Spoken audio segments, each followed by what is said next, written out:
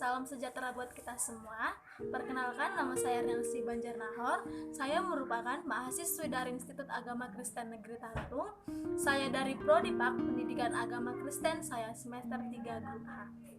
Shalom anak-anakku sekalian. Baiklah, hari ini kita akan membahas materi mengenai malaikat. Sebelum kita memulai pembelajaran, ada baiknya kita satukan hati, kita berdoa.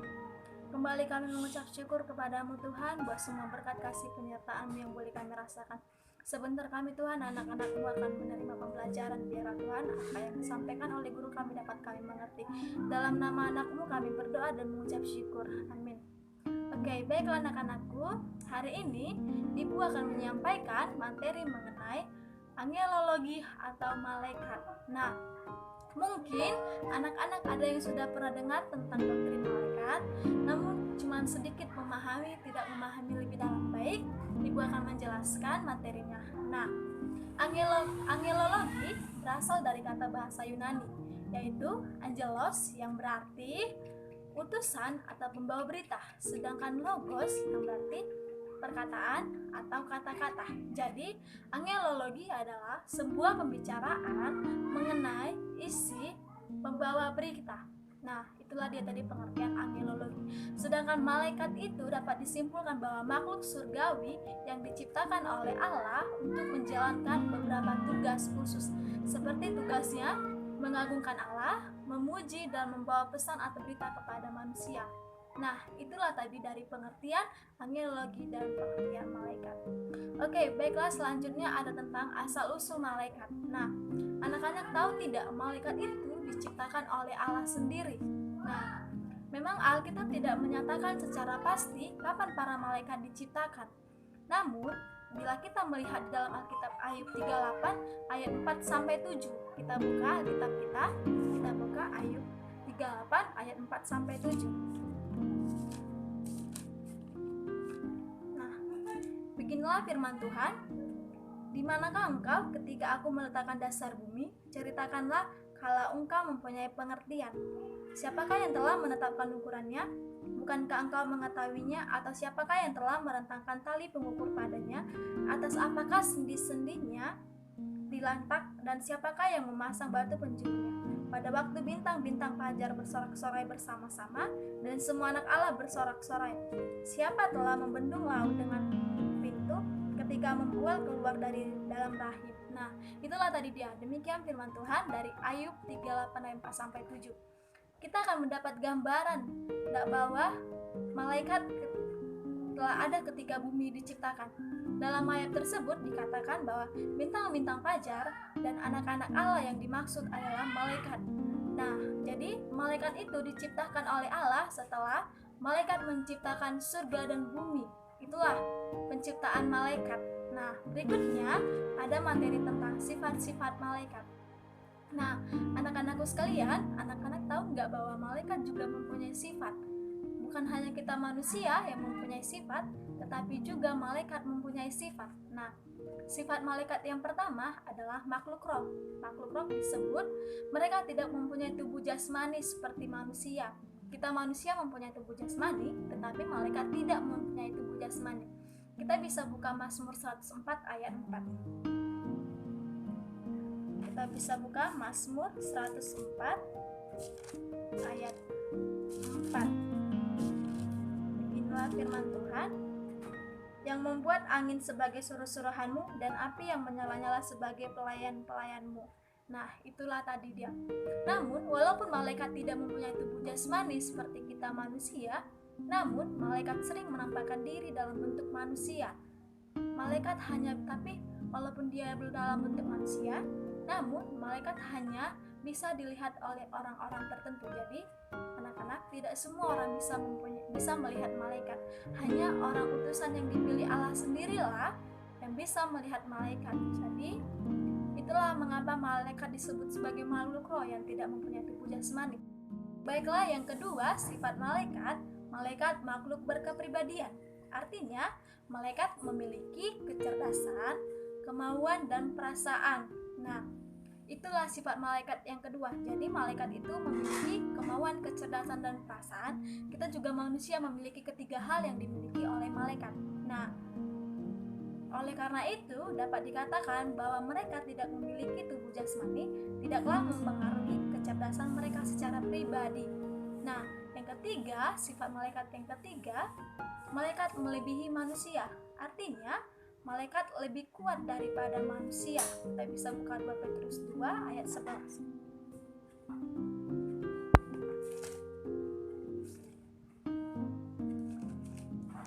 2 Petrus 2 ayat 11 kita buka. Padahal malaikat-malaikat sendiri yang sekalipun lebih kuat dan lebih berkuasa daripada mereka tidak memakai kata-kata hujat kalau malaikat menuntut hukuman atas mereka di hadapan Allah. Jadi itulah dia. Nah, walaupun malaikat yang tidak taat, walaupun malaikat makhluk yang lebih cerdas dari manusia, artinya tetapi dia tidak maha tahu seperti Allah. Karena hanya Allah sajalah yang maha tahu. Tiada yang bisa menandingi kuasa Allah.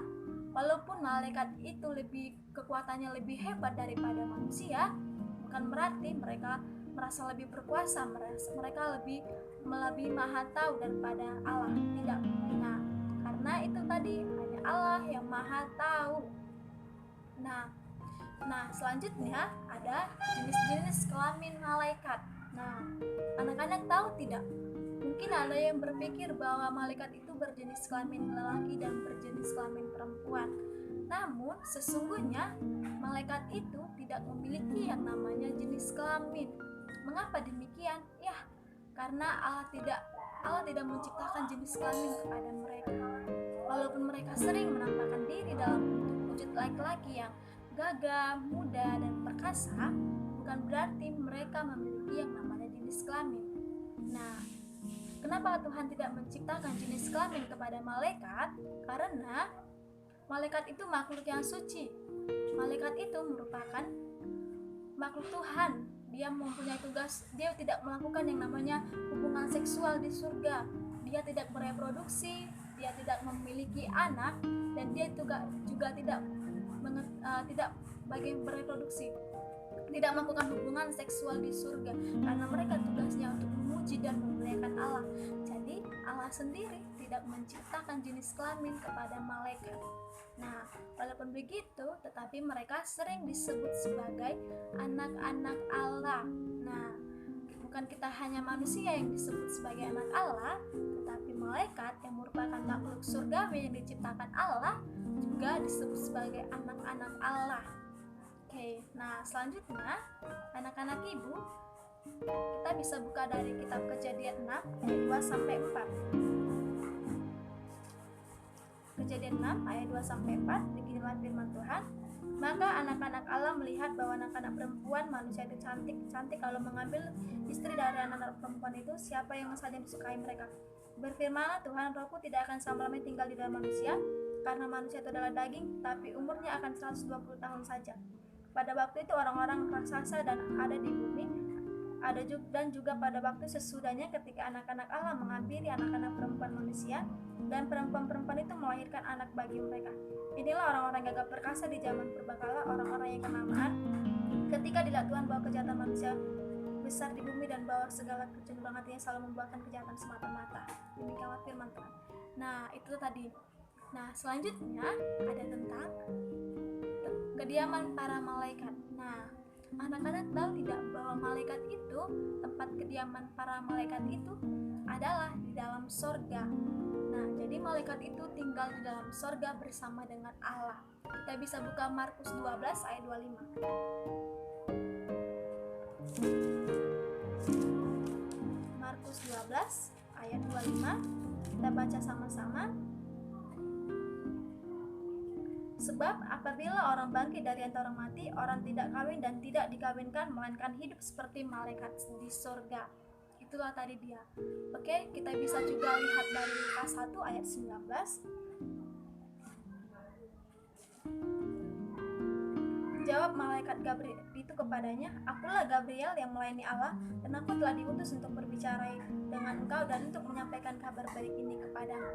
Jadi malaikat itu tempat tinggalnya di surga, tetapi mereka melakukan pekerjaannya di dunia. Nah, jadi walaupun mereka tinggal di surga, tetapi mereka itu menyampaikan pesan, membawa pesan kepada kita manusia, jadi mereka melakukan pekerjaan di dunia. Nah, dan di Yohanes 1 ayat 51 dikatakan bahwa malaikat naik turun, artinya malaikat tinggal di surga tetapi pekerjaannya ada di dunia. Jadi itulah tadi tentang kediaman para malaikat. Oke, baiklah anak-anak, sekian dari materi yang bisa Ibu sampaikan mengenai malaikat. Kiranya materi yang Ibu sampaikan dapat anak-anak pahami dan anak-anak ingat. Oke. Untuk itu, sebelum mengakhiri kelas ini, ada baiknya kita satukan hati, kita bersatu di dalam doa. Kembali kami mengucap syukur kepadamu Tuhan, kami telah selesai melaksanakan kelas kami Tuhan, pembelajaran kami. Biarlah Tuhan, apa tadi yang disampaikan oleh guru kami dapat kami mengerti dan kami pelajari dalam kehidupan kami sehari-hari. Segala aktivitas kami Tuhan, upaya memberkati ke dalam tangan-Mu, kami serahkan segalanya. Amin. Oke, baik anak-anak, terima kasih untuk waktu yang anak-anak telah berikan. Biarlah materi ini bisa berguna bagi anak-anak. Anak-anak tidak hanya memahami tentang malaikat sedikit saja, tetapi dapat memahaminya lebih dalam lagi. Atas perhatian dan kesempatannya, Ibu ucapkan Shalom. Shalom anak-anak, apa kabar semuanya? Kiranya baik-baik saja ya. Jadi Ibu akan mau memperkenalkan diri terlebih dahulu. Nama Ibu Moreita Shena Pasar Ibu dari Institut Agama Kristen Negeri Tarutung. Nah, sekarang Ibu akan mau memberikan materi kepada anak-anak sekalian tentang organisasi malaikat beserta jenis-jenis malaikat. Ternyata kan anak-anak sekalian, malaikat yang kalian lihat bukan sekedar seperti itu aja. Yang sering kalian lihat di TV-TV itu loh, yang terbang pakai baju putih, yang baik hati. Bukan seperti itu aja ya. Ternyata malaikat itu mempunyai organisasi malaikat beserta jenis-jenis malaikat anak-anak. Nah, pada penasaran nih kan? Mari dengar Ibu ya. Pertama, Ibu akan mau menjelaskan tentang organisasi malaikat. Gary Kinaman menceritakan dalam bukunya Malaikat di Sekitar Kita mengenai seseorang bernama Dionysius yang terkadang dipanggil St. Denis, yang meneliti dan membuat peringkat malaikat secara mendetail. Mulai dengan Alkitab, Dionysius menambahkan sedikit tahlil abad pertengahan mengenai dunia roh. Yang dihasilkan merupakan hierarki makhluk-makhluk roh yang rumit tetapi menarik secara esensi, membentuk pandangan orang-orang Kristen tentang para malaikat selama berabad-abad. Namun, harus kita sadari bahwa ada hal-hal mengenai malaikat dalam Alkitab yang secara jelas dibeberkan, dan ada juga hal-hal yang hanya bisa dispekulasikan. Buruknya hal-hal yang semata-semata dispekulasikan oleh manusia adalah dapat munculnya pandangan yang menyesatkan, karena kita tidak akan mencoba-coba untuk menduga-duga secara sembarangan mengenai hal-hal yang masih merupakan misteri dari kehidupan malaikat. Hanya hal-hal yang cukup kejelasan saja akan kita bahas mengenai organisasi para malaikat. Lalu, Ibu akan mau menerangkan jenis-jenis malaikat. Nah, jenis-jenis malaikat tersebut antara lain, pertama, Mikael, penghulu malaikat. Arti namanya, siapakah yang seperti Allah? Kita sering mendengar mengenai malaikat yang satu ini karena ia adalah penghulu atau pemimpin para malaikat, dan namanya cukup terkenal. Betulkah Mikael merupakan pemimpin para malaikat? Ayat-ayat di dalam Yudas 1 ayat 9, Daniel 10 ayat 13 dan 21, Daniel 12 ayat 1 merupakan bukti jelas dari pernyataan ini. Lagi pula Mikael memiliki pasukan tempur malaikat sendiri, yaitu terdapat di Wahyu 12 ayat 7. Rupanya penghulu malaikat hanya ada satu. Karena itu Paulus merasa tidak perlu menuliskan namanya ketika ia membahas mengenai penghulu malaikat di dalam 1 Tesalonika 4 ayat 16. Dari sejarah ayat-ayat yang pernah ditulis, Berikut beberapa pekerjaan dari Mikael yang jelas dinyatakan. Pertama, dalam kitab Daniel, ia adalah pemimpin yang melindungi dan mensejahterakan Israel. Kedua, dalam Tesalonika, ia menyambut kedatangan Kristus dengan berseru. Ketiga, dalam Yudas 1 ayat 9, nampaknya ia diberi tugas untuk menguburkan mayat Musa. Lihat juga Ulangan 34 ayat 5-6. Dan terakhir, ia bertugas melawan dan mengalahkan si naga, yakni ular tua dengan arena pertempurannya di surga sendiri. Dan kitab Wahyu mengatakan bahwa naga tersebut bersama para malaikat jahatnya berhasil dikalahkan. Kemudian kedua, ada yang tahu nggak apa itu? Nah, kedua itu anak-anak kerubim. Sekarang kita mau melirik kepada makhluk surgawi lainnya, yakni kerubim. Kerubim muncul di banyak bagian dalam Alkitab kita.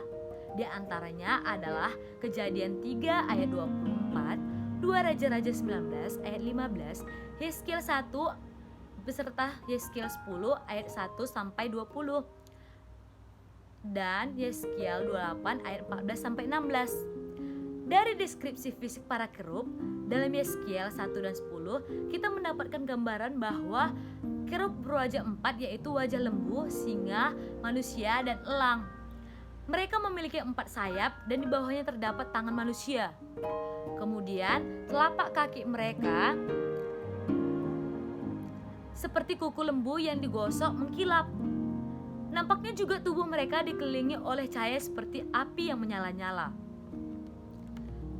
Dari kisah di Kejadian dan kisah mengenai tutup pendamaian yang dihiasi oleh para kerub, kita dapat mengambil perkiraan kasar mengenai pekerjaan kerub, yaitu sebagai pelindung sesuatu. Di Kejadian kerub, anak-anak diperintahkan Allah melindungi pintu masuk menuju Taman Eden dengan pedang yang menyala. Sedang kerub dipakai sebagai hiasan yang menudungi atau melindungi tabut perjanjian Allah di atas tutup pendamaian. Penggunaan kerub-kerub sebagai hiasan dalam kemah suci dan bait suci mungkin juga menunjukkan fungsi mereka sebagai pelindung. Itu terdapat di Keluaran 26 ayat 1-37, Keluaran 36 ayat 8-38, 1 Raja-Raja 6 ayat 23-29. Itulah yang dikemukakan oleh Charles Ryrie. Nampaknya para kerub berada di bawah takhta Allah. 1 Samuel 4 ayat 4, Mazmur 80 ayat 2, dan Mazmur 90 ayat 1. Dan jika makhluk di dalam Wahyu 4 ayat 6-8 adalah juga kerub, berarti mereka juga bertugas senantiasa memuji-muji Tuhan Allah yang Maha Kuasa. Sebagai tambahan, gambar-gambar kerub juga akan menjadi bagian dari bait suci kerajaan 1000 tahun. Itu terdapat di Yeskiel 41 ayat 18-20. Sekian anak-anak, seperti itulah penjelasan materi yang Ibu sampaikan. Terima kasih. Shalom, selamat pagi anak-anak semua. Nah, sebelum kita memulai pembelajaran kita pada pagi hari ini, ada baiknya kita bersolat dalam doa. Terima kasih Bapa, terima kasih Yesus, belas cinta kasih-Mu yang masih Kau limpahkan kepada kami. Bapa yang baik, sebentar lagi kami akan memulai pembelajaran kami. Kiranya Tuhan membukakan hati dan pikiran kami, agar kami bisa menerima pembelajaran pada pagi hari ini. Bapa, aktivitas kami satu hari ini kami serahkan hanya ke dalam tangan pengasihan Tuhan. Bapa, kami Allah manusia yang tidak luput dari perbuatan dosa. Kiranya Tuhan yang menghapuskannya agar kami layak disebut anak-anak yang kudus. Terpuji nama Bapa kekal hari ini sampai selama-lamanya. Amin. Nah, pada pagi hari ini kita mempelajari tentang doktrin malaikat.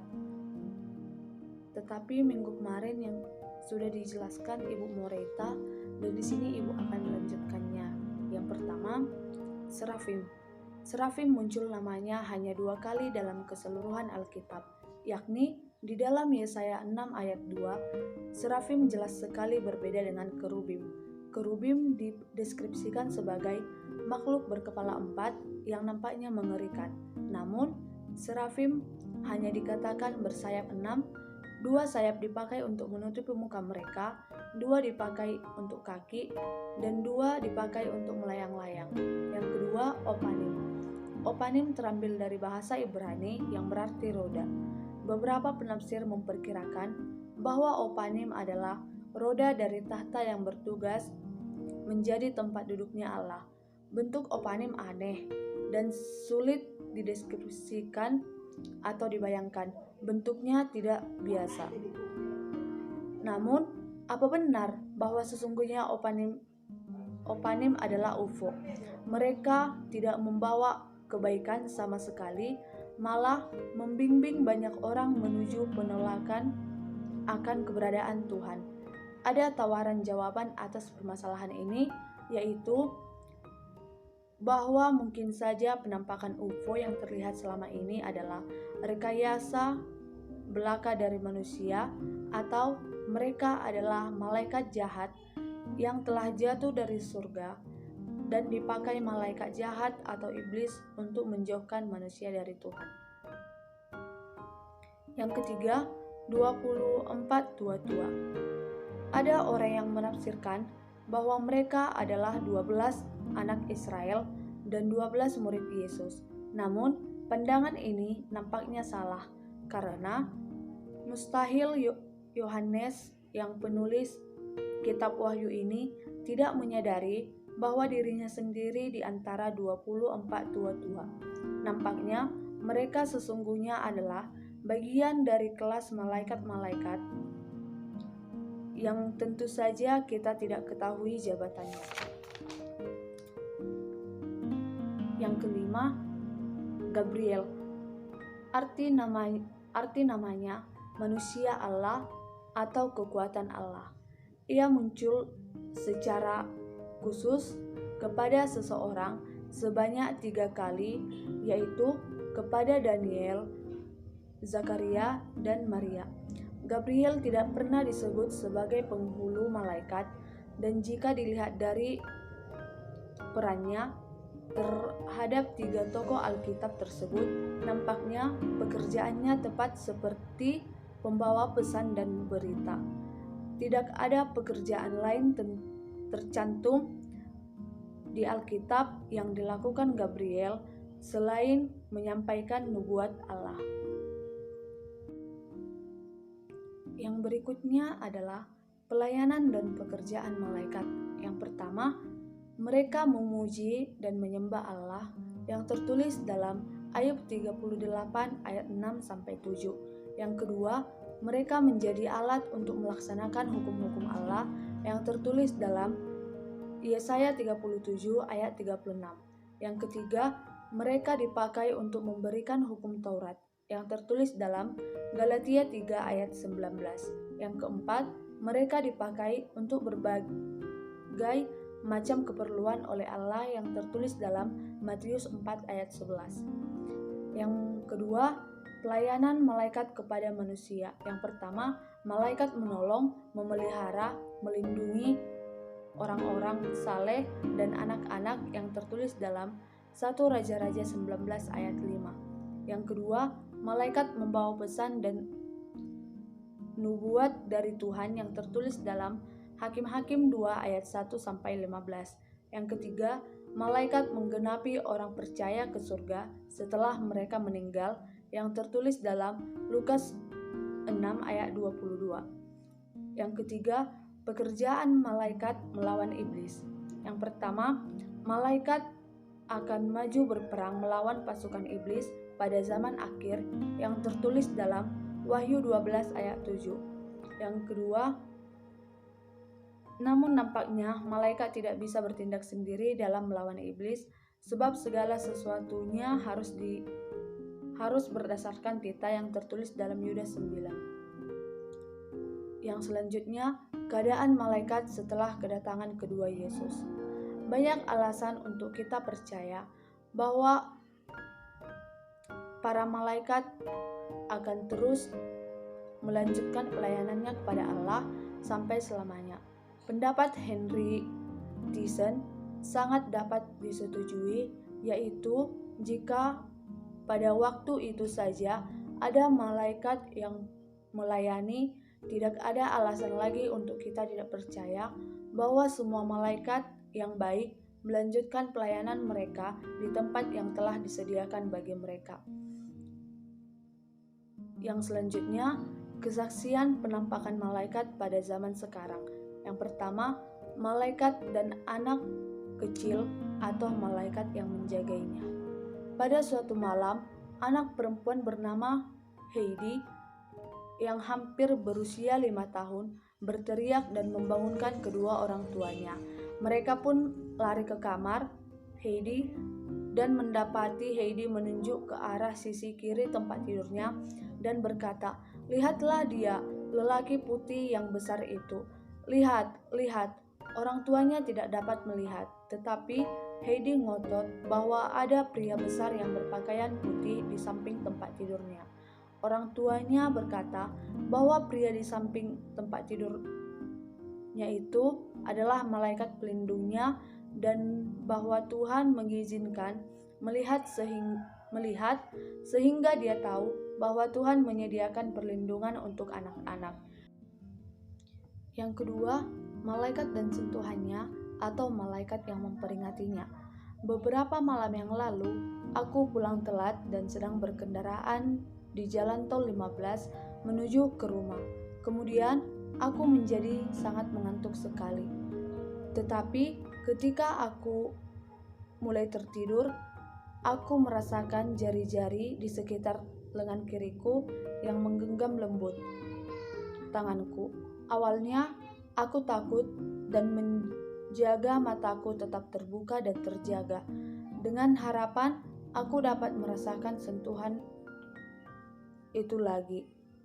Aku pun merasakan sensasi genggaman tangan yang sama lagi, tetapi kali ini aku tidak takut dan berkata keras, Oke, aku akan terjaga. Aku yakin bahwa itu adalah genggaman tangan malaikat yang terus memastikan bahwa kami akan pulang sampai ke rumah dengan selamat. Yang ketiga, malaikat dan pertolongan atau malaikat yang menyelamatkan. Pendeta Alex B. Chowi yang sejak peristiwa itu berpegang teguh kepada Tuhan. Selama Perang Dunia Kedua, dia ditempatkan di wilayah Pasifik. Waktu itu sedang menumpang sebuah pesawat transport Amerika Serikat ketika pesawat itu diserang oleh pesawat-pesawat tempur di Jerman. Mereka ditembaki gencar sehingga pilotnya mengatakan, "Kita tidak dapat mengendalikannya. Kita akan turun." Ketika pendeta Chowi berdoa, dia kemudian melihat keadaan keluar jendela. Tuhan membuka matanya dan dia melihat satu malaikat yang kuat menatang sayap pesawat itu. Dia keluar melihat sisi yang lain, melihat malaikat juga menatang sayap itu. Setelah mendarat, setiap orang yang melihat pesawat itu heran bahwa mereka telah kembali dengan selamat karena pesawat itu rusak berat. Nah, sekian pembelajaran kita pada pagi hari ini. Kiranya kita bisa dapat memahaminya dan kita bisa menerapkan pembelajaran ini dalam kehidupan kita sehari-hari. Nah, sebelum kita menutup pembelajaran kita ini, ada baiknya kita bersatu di dalam doa. Terima kasih Bapa, terima kasih Yesus buat cinta kasih-Mu yang masih Kau limpahkan kepada kami. Bapa yang baik, kami sudah selesai belajar pada pagi hari ini. Kiranya kami bisa menerapkan itu dalam kehidupan kami sehari-hari. Bapa, aktivitas kami selanjutnya kami serahkan hanya ke dalam tangan pengasihan Tuhan. Bapa, kami adalah manusia yang tidak luput dari perbuatan dosa. Kiranya Tuhan yang menghapuskannya agar kami layak disebut anak-anak yang kudus. Terpuji nama Bapa kekal hari ini sampai selama-lamanya. Amin. Shalom.